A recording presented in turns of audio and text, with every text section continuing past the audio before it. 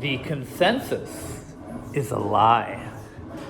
It's a lie today, and it's been a lie historically. It's interesting that, if you don't follow the consensus, then people make fun of you, right? You know what I'm talking about. You're a science denier, right? If you don't follow the consensus, right? You're wearing a tinfoil hat, or you're a flat earther, right? And all these derogatory things that people say about you when you think outside the box. It's funny because there's this, historic figure named Galileo who believed not that the sun revolved around the earth, but that the earth revolved around the sun. The consensus at the time was the opposite, right? Back then, they all believed that the earth was the center of the universe and everything revolved around the earth. That was the consensus then. And Galileo was imprisoned for life for having expressed those ideas, which, as we know today, turned out to be the truth. Have you ever heard of this guy? Ignaz Semmelweis. I'm sure I mispronounced that. But this guy, he's a doctor, and if you look him up, he is responsible for discovering the idea of washing hands to prevent the spread of disease. Okay? And this guy was heavily ridiculed for coming up with that discovery. Despite various publications of results where hand washing reduced mortality to below 1%, Semmelweis' observations conflicted with the established scientific and medical opinions of the time, and his ideas were rejected by the medical community. He could offer no acceptable scientific explanation for his findings, and some doctors were offended at the suggestion that they should wash their hands and mocked him for it. Okay, so he was saving lives. They were performing operations and things and wouldn't wash their hands between operations and or before operations or what have you. Okay, and he discovered that doing this simple thing was saving lives. Okay, and that went against the consensus. See, the great scientific minds of the 1800s, 1860s, whenever this was, okay, they rejected that. They were offended by the idea that potentially something they were doing could be hurting people. Can you imagine such a thing? Does that sound familiar? See, this is the problem with science. Okay, science is a wonderful thing, but people who are running the science, they're people, and they have feelings, and they have emotions, and they're imperfect. Okay, and when people get behind something and they think they're doing good, it's hard for them to accept that maybe they were doing something that was wrong, even if they had no way of knowing any different. Okay, people get this way. They get very, people just get offended by the idea, and they can't bring themselves to believe it. And we have this problem today. We have doctors, scientists, who are so bought into what has become a dogma that they will just reject any ideas that anything that they could be doing could potentially be hurting someone. And this is the reality. Okay, people die when they're in doctors' hands. They do. I'm not saying that all doctors are trying to kill people. I'm not saying that at all. Okay, doctors become doctors to help people. Okay, but a lot of the things that they're being taught wind up not being the greatest strategy. It's just the reality of it. Okay, so all that to say, okay, this guy, for his trouble, he wound up being committed to an insane asylum. Okay, and he actually also wound up getting beaten severely while in the insane asylum. And he wound up dying. Okay, and it wasn't until sometime after the tragic end to his life that people started to figure out that, hey, you know what? what this guy was saying was actually kind of true. Okay, and this is the way it is in science. Look back at the history of science. Okay, people sometimes discover things and it's not well received by people who are not ready to catch up to reality and science. Okay, so this idea of the consensus, this is why I hate that word. Okay, the consensus, it's BS. Okay, if we didn't have people who fought for themselves and looked at the evidence and came up with alternative ideas, we would never have gotten to the place where we are as people. Okay, all the greatest scientific discoveries have come from people who did not follow the consensus. Okay, so don't hate on people who aren't following the consensus. And on that note, the consensus is a lie. Okay, and here we're going to talk about what is going on out in the world right now. Okay, I've been showing you in this series that there's a growing body of experts, scientists, who are not buying into this crap anymore. And they're starting to stand up and they're starting to speak up. Okay? And that's what today's episode is all about. So let's get into it.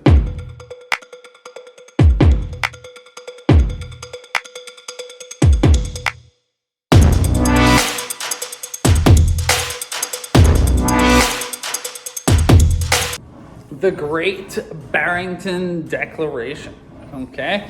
So if you've heard of this, good on you. Okay? That means that you've been out there, you're looking at alternative information, and you're getting this stuff. Because otherwise, you're not getting it. Okay? This is not being talked about in the mainstream media whatsoever. So there's a good chance you have never heard of this. You don't know what the heck I'm talking about, what the Great Barrington Declaration is.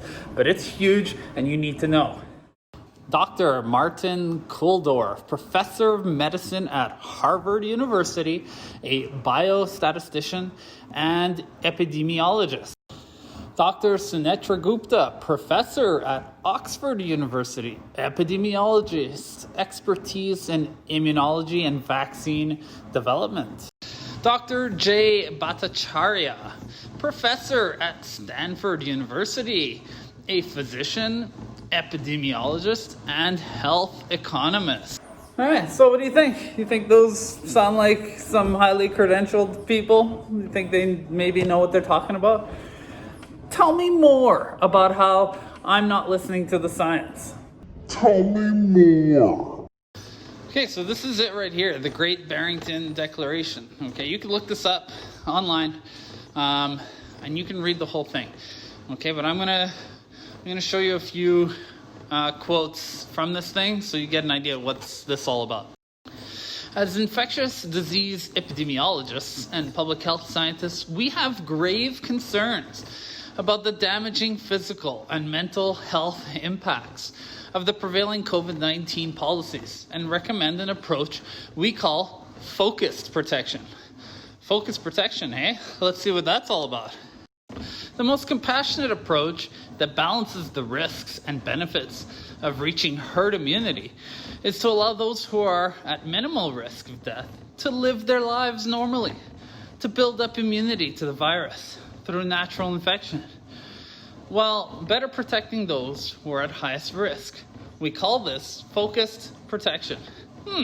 Herd immunity. Let people live their lives. What a novel idea. Those who are not vulnerable should immediately be allowed to resume life as normal. Simple hygiene measures such as hand washing and staying home when sick, should be practiced by everyone to reduce the herd immunity threshold. Schools and universities should be open for in-person teaching. Extracurricular activities such as sports should be resumed. Young, low-risk adults should work normally rather than from home. Restaurants and other businesses should open. Arts, music, sport, and other cultural activities should resume. People who are more at risk may participate if they wish, while society as a whole enjoys the protection conferred upon the vulnerable by those who have built up herd immunity. Okay? Does this sound like... this was our reality. Early this year, last year. Does it feel like sometimes that these kind of things will never happen again? It does, doesn't it? Because that's what they want us to believe. But it doesn't have to be that way. The consensus is a lie. Okay? The new normal is bullshit. And we don't have to do this. Okay? And look at this. People who are more at risk may participate if they wish. People should be able to do things even if they are more at risk and they choose to. Okay? In Colorado, there was a protest in the nursing home, okay, from residents who are sick of this. Okay? They say they'd rather die from COVID than loneliness. Okay? How about that? These are the most high-risk people. Okay? I get it. You want to protect the elderly. So do I.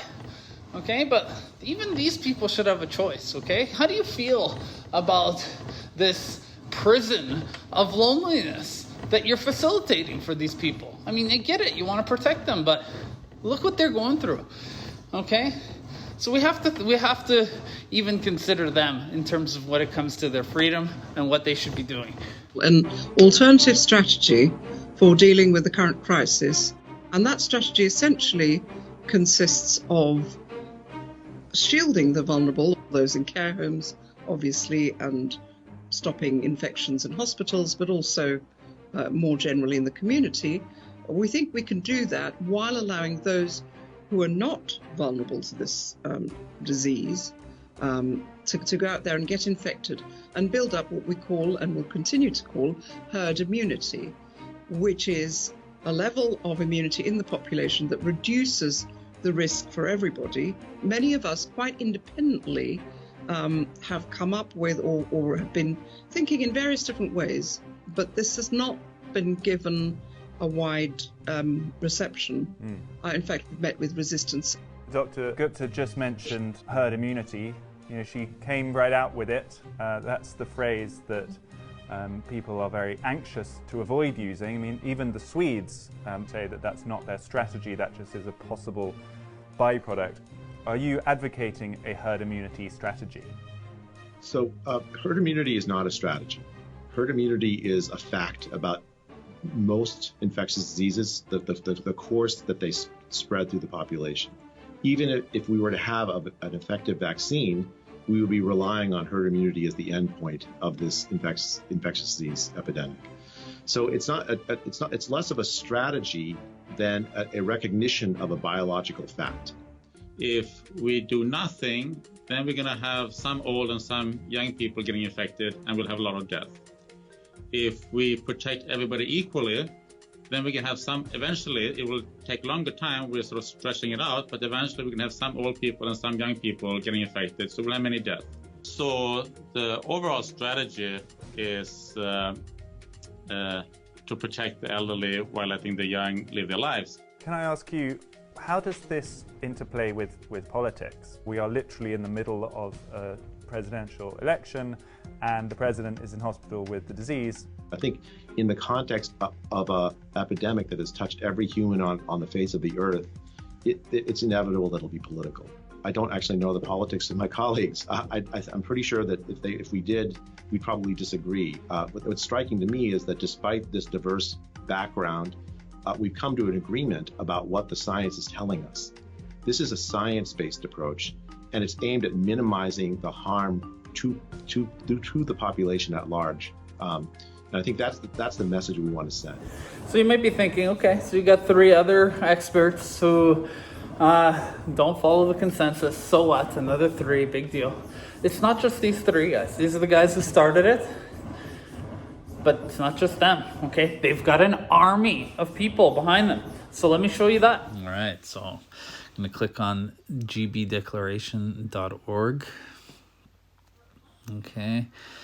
And you can click on read the declaration to fully read the document. To sign the declaration, I'm going to sign it right now.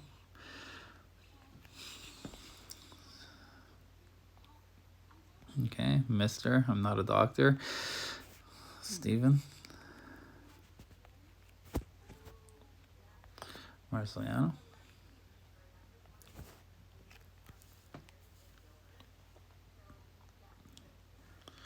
Okay, you enter your address. Concerned citizen.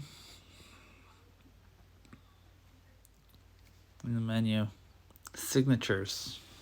All right, so I want to talk about the consensus lie. Here it is. Here's proof of it. Signatures. There's 557,000 concerned citizens. There is over 40,000 medical practitioners and medical and public health scientists. Okay, so different doctors, scientists, experts. We've got over 40,000 signatures on here. Okay, and growing every day. So I hope that you take a look at this and go and read it. And if it sounds like something worthwhile to you, I hope you will include your signature as well and share this with people that you know. So Dr. Scott Atlas is an allied voice in this discussion here with the Great Declaration, the Great Barrington Declaration. Okay, and incidentally, Dr. Atlas has also been experiencing some censorship by social media and Twitter in particular.